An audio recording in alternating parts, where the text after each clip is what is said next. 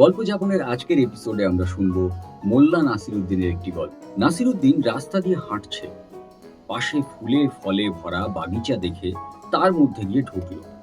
প্রকৃতির শোভা উপভোগ করা হবে, আবার শর্টকাটও হবে। কিছু দূর যেতে না যেতেই নাসিরুদ্দিন এক গর্তের মধ্যে পড়ল, আর পড়তেই তার মনে এক চিন্তার উদয় হলো। ভাগ্যে পথ ছেড়ে বনে ঢুকেছিলাম, ভাবলে নাসিরুদ্দিন।